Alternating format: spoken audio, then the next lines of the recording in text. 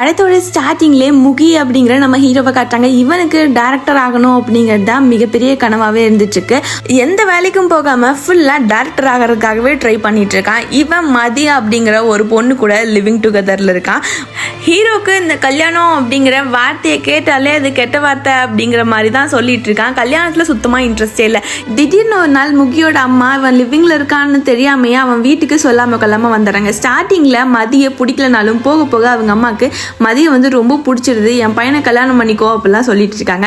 முகியுமே ஒரு side producer பார்க்கறது, கதை சொல்றது இப்படியே போயிட்டு இருக்கு. எங்க போனாலும் எந்த ப்ரொடியூசரும் மதிக்கவே மாட்டேங்கிறாங்க. இவன் கதையை கேட்க கூட ரெடியா இருக்க மாட்டேங்கிறாங்க. அதனால பயங்கரமா அப்செட் ஆகுறான். ரொம்ப தனிமையில இருந்துட்டு இருக்கான். எல்லாத்துக்கும் மதி கிட்ட மூஞ்சியை காட்டிட்டு இருக்கிறது இப்படியே போயிட்டு இருக்கப்ப கல்யாணம் பண்ணிக்கோ அப்படின்னு சொல்லி மதி கேட்டாலும் அதை அக்செப்ட் பண்ணிக்க மாட்டேங்கிறான். அதனால மதி என்ன பண்றா அப்படின்னா, கமிட்மெண்ட் இல்லாத லைஃப் எனக்கு வேணாம் அப்படின்னு சொல்லிட்டு மதிட்டு இருந்து பிரேக்கப் பண்ணிட்டு வந்துடுறா. முகியும் அவனோட லைஃப்ல கான்சென்ட்ரேட் பண்ணணும்னு நினைக்கிறான். பட் மதியை அவனால மறக்கவே முடியல.